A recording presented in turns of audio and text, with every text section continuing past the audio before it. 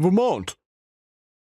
Before I crossed the state line, I met a couple of cyclists who were taking an ice cream break on a day ride. They told me the people of Vermont would love hearing about my adventure. They kept saying, "You're gonna love Montpelier. The people there are gonna love you. If Michael Moore was the mayor of a town, it would be Montpelier." They obviously loved the capital, but I was left to imagine what a city full of Michael Moores would look like. Were they hilarious? Were they extremely liberal? Did they live for satire? Someone once told me that Vermont has the lowest number of churches in the US. I thought that was cool and made the population seem more alluring to talk to.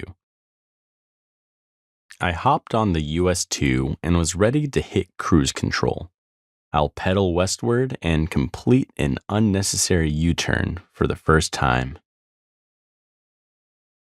I enjoyed a near-perfect day as the rain clouds left me to beautiful blue skies.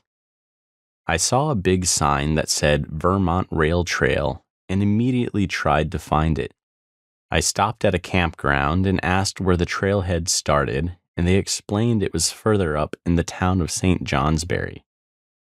I noticed immediately that Vermont is great at signage. There's a sign for everything with specific information that is actually useful. This place knows how to keep travelers informed, from local businesses to bike routes. They're also obsessed with selling firewood. It felt like every third house had a big pile of covered firewood bundles, and it was always an honor system. $3 to $5 a bundle and leave the money in the slot. No questions asked. I appreciated this community feel.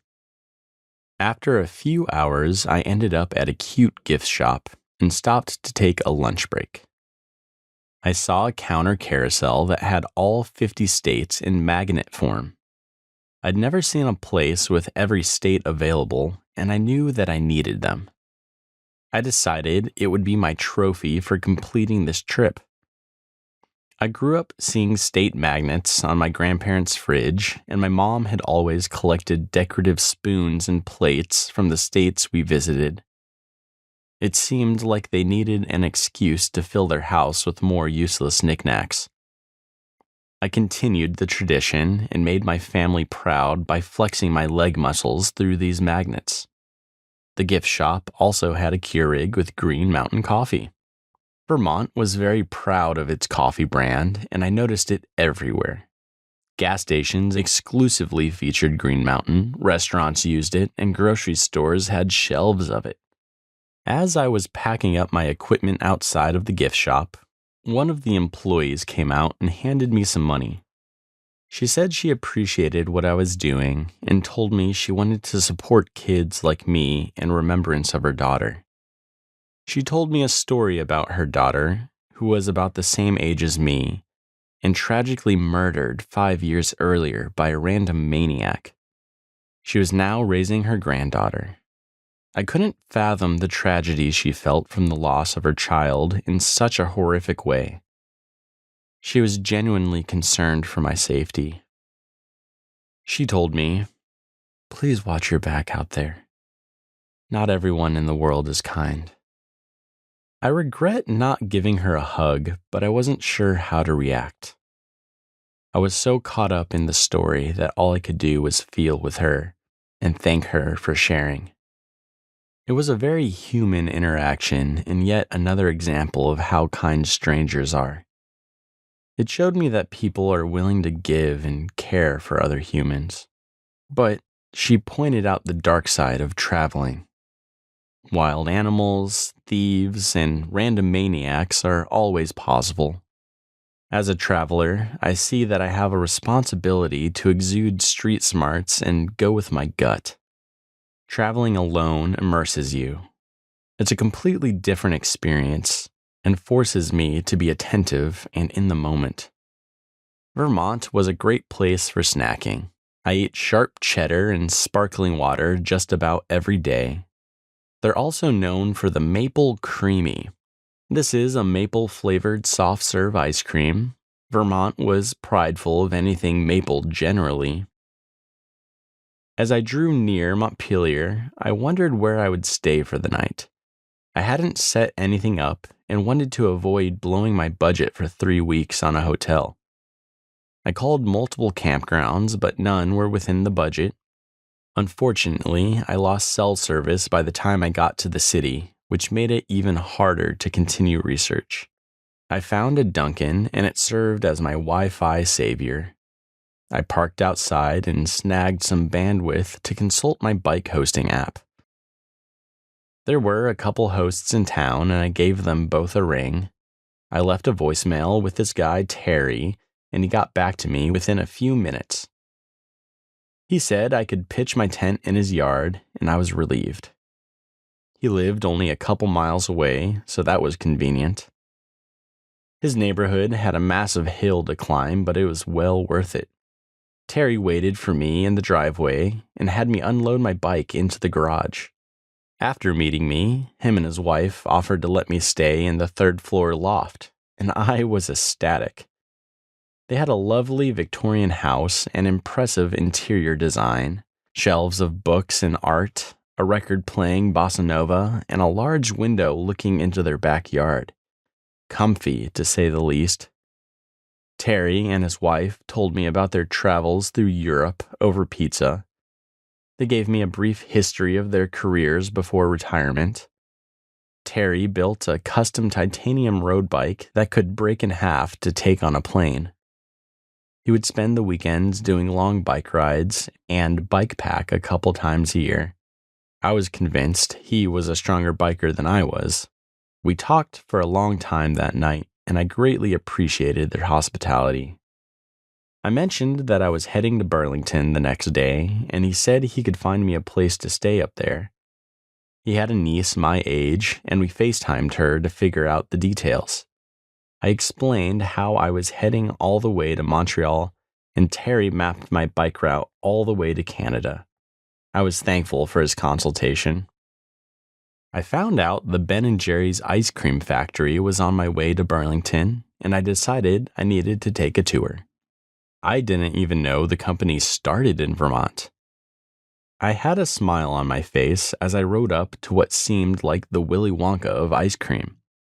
I bought my tour ticket and got on the next group, which was lucky considering the 200 others waiting around to purchase ungodly amounts of ice cream.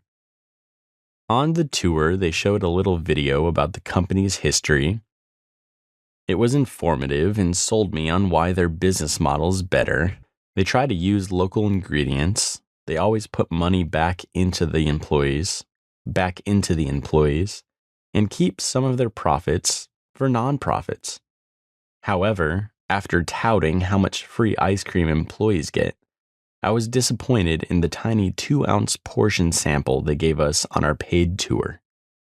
Bummer. I decided to cook a quick lunch, and as I was unpacking my camp stove, a family from New York approached me. The son was taking photos and videos for a travel blog, and he said he owned a bike shop in New York.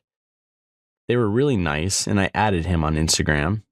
Next, a young couple from Vermont came over to talk. We shot the shit for a minute talking about how cool the state is. Soon after, a couple from the San Francisco area came over to talk. I told them about my bike ride across the coast back in 2014, and we beamed about the beauty of Northern California. I didn't think I would become a celebrity just by eating ramen by my bike. Vermont seemed to consciously care about the environment. It's legitimately illegal to idle your car for over a certain amount of time. I'd never thought about how exhaust fumes plague the air in a small congested area. There's also electric charging stations every 50 miles or so across the state. Electric cars must be booming. When I got to Burlington, my host, Gwenny, told me about this spot called the Shopping Bag. She said they had the best burger in town. Since dinner was on my mind, I walked the half-mile to the shop after a hot shower. It was a small corner store with a made-to-order kitchen in the back. You bought your food at the register, then they would cook it up fresh at the grill. I got the classic burger with a medium fry and Cajun seasoning for $6.50. I took my steaming bag of deliciousness and sat down at a picnic table down the street. I opened the bag and was astonished by the massive amount of food they stuffed in there. The burger was 3/4 pound by itself, and the fries took up most of the bag. It was painful how delicious it was. I didn't want to eat it all, but felt it was my duty as a tourist to finish every last bite and remember this experience forever. The next day, I wanted to check out the city proper before heading out of town.